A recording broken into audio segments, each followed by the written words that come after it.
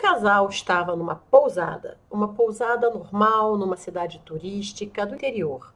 E, quando eles menos esperaram, ouviram um cântico, uma procissão, olharam pela janela e eram uma série de pessoas encapuzadas de branco, alguém carregando uma cruz logo na frente e todas as pessoas segurando velas. E eram centenas de pessoas, era muita gente. Ela falou, a moça que fez o relato falou para o marido: olha, vamos lá ver essa procissão. E aí eles botaram uma roupa rapidinho e desceram correndo. Falaram que a pousada era uma pousada de 2 andares, então eles desceram um lance de escadas, já estavam na porta e não tinha ninguém. Não teria dado tempo dessa procissão passar. Não teria dado tempo deles sumirem. Não teria dado tempo deles terem virado em alguma rua. Não tinha rua para virar, era um lugar bem pequeno. E eles ficaram atordoados, olhando para os lados, nem som nenhum eles ouviram. E era óbvio que aquela procissão não era uma procissão de viventes. Era uma procissão das almas. Olá, eu sou Ed Van Feel, esse é o nosso Sextas de Mistério e hoje eu quero falar um pouquinho sobre procissões das almas. O assunto surgiu no outro vídeo que eu fiz, onde eu contei algumas experiências que o meu pai teve numa casa que ele morou quando ele era bem pequeno. E uma das histórias era sobre uma procissão de pessoas segurando velas com um cântico lamurioso e triste e esquisito, e ele saiu correndo. Se você quiser, eu deixo o link, o cardzinho desse vídeo para você conferir depois. Mas a procissão das almas, ela é muito mais antiga do que você pode imaginar. A gente acha que é uma coisa cultural, uma coisa brasileira. Bom, para começar, já era conhecida na Europa. Inclusive, claro, nós herdamos muitos dos costumes dos nossos irmãos portugueses. E estes, é claro, herdaram dos seus irmãos espanhóis e tudo mais. Mas a procissão das almas já era conhecida dos celtas, porque ela também é conhecida na Irlanda. Um lugar fantástico para você conhecer histórias de fantasma. Eu adorei as histórias de fantasmas e as experiências de fantasmas que eu tive lá quando viajei. Um dia eu também vou contar essas histórias aqui. Na Europa, em vários lugares da Europa, ela é conhecida como Santa Companhia. Aqui é conhecida mais como Procissão das Almas. E é basicamente a mesma vertente. Inclusive, só para lembrar, entre os vikings também era conhecida uma situação muito parecida chamada Caçada Sagrada de Odin. Então, você vê que a Procissão das Almas já está com a gente há muito tempo. E muitas pessoas, especialmente as que moram em lugares mais afastados ou têm acesso a florestas e tudo mais, vão ver esse tipo de coisa. Não quer dizer que você, morando na cidade, não vai ter a oportunidade de ver uma procissão dessas. E para te prevenir, eu já vou te dar as dicas do que fazer, ok? Aguarda, fica com esse vídeo. Fica nesse vídeo até o final que eu vou te falar como se prevenir, se você vê e para você não ver. Porque é dito que quem vê esse tipo de procissão acaba sofrendo, digamos, uma morte. Tanto que essa procissão costuma aparecer ou ir em casas de pessoas que estão prestes a falecer ou pessoas adoentadas. E também podem sofrer uma espécie de maldição. Elas podem ser obrigadas a guiar esta procissão a toda última sexta-feira do mês. Inclusive, onde e quando essas procissões ocorrem, também é uma coisa maleável. Em alguns locais, como por exemplo em partes da Europa, especialmente na parte mais nordeste da Europa, geralmente se faz isso, se vê esse tipo de procissão mais no mês de novembro, porque é perto do Dia dos Mortos, do Samhain, do Halloween. Então fica ali naquela área onde os mortos podem visitar os vivos. E lá eles costumam, nessas regiões da Europa, eles costumam deixar pães, leite, bolos na sua mesa e naquela noite. Assim, os seus antepassados, os seus entes queridos que já partiram para o outro mundo podem visitá-los e podem ter ali um presente, uma boa refeição. Alguns deles até ficam na mesa e conversam com os seus entes como se eles estivessem ali. Eu imagino que quem tem evidência pode realmente ter a experiência, ou de repente algumas pessoas que tenham determinada permissão também possam ser vistas pelos seus entes queridos. Então a procissão das almas acaba sendo uma espécie de evento, sobrenatural, que ao mesmo tempo que apavora, também leva a crer que é algo necessário para guiar as almas de volta à luz. Aqui no Brasil, a gente tem até ponto de Umbanda voltado para a procissão das almas. Enquanto na Europa em vários outros lugares.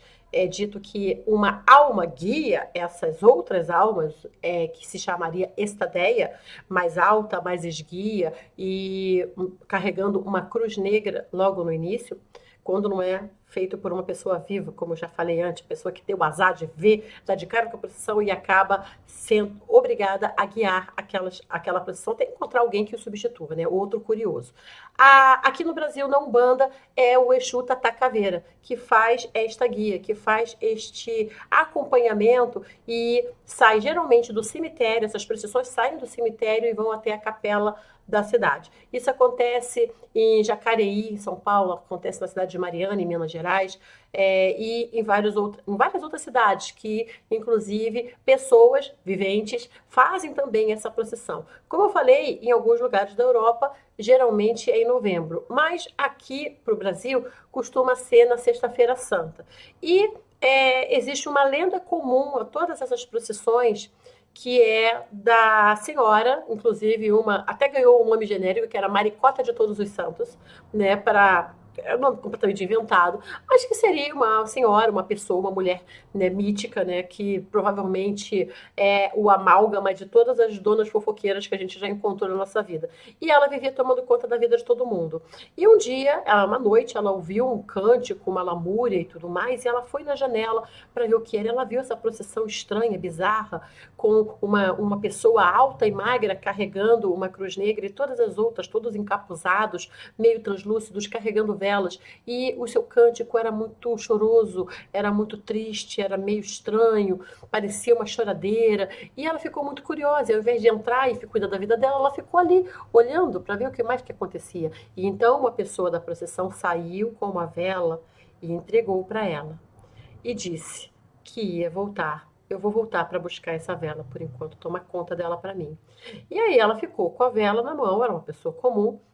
Essa vela demorou bastante para apagar, mas em algumas tradições ela apaga a vela e guarda, em outras ela deixa a vela lá, mas na noite seguinte vem uma pessoa para buscar esta vela. Em algumas versões, quando ela vai buscar as velas, elas se transformaram em ossos humanos, uma canela de um adulto, uma canela de uma criança e um pedaço de caveira.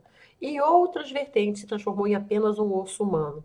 Inclusive, várias outras histórias contam que quando a pessoa vivente recebe esta vela e ela apaga, ela se transforma no osso humano. Mas aí a dona Maricota, né, foi lá, pegou aquele osso e foi entregar para quem estava tocando, mas quem estava tocando era um esqueleto, falando: eu vim buscar o que eu deixei com você ontem. E a dona Maricota, em algumas versões, teve um susto tão grande que caiu dura naquele mesmo momento. E mesmo com outras pessoas, o padre, o médico tentando ajudar, ela não sobreviveu.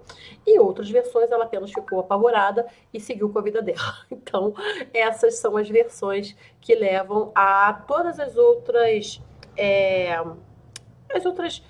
ideias de que quando você recebe uma vela de uma procissão dessas, esta vela, ao se apagar, se transforma no osso humano. Se você se deparar com uma dessas procissões, há alguns cuidados que você deve ter, porque não é algo para ser visto por olhos de viventes. E isso é uma coisa também muito recorrente nas lendas que nós ouvimos de alguém que estava vendo e recebeu essa vela, recebeu esse recado de que não é para olhos viventes. Até porque há a chance de você ser obrigado a guiar essa procissão em algum momento, e também há a chance de você acabar vindo a falecer. Inclusive, eu acho que essa coisa que a pessoa também não se lembra, fala que a pessoa que guia, que é escolhida para guiar, ela não se lembra de que ela esteve nessa procissão. Eu acredito que seja o corpo astral dela que possa fazer esse serviço. Eu acredito realmente que a procissão seja um serviço, né, sobrenatural, espiritual, para guiar, porque por onde elas vão passando, elas devem ir chamando as almas que ficaram perdidas. Muitas almas ficam perdidas quando perdem sua vida.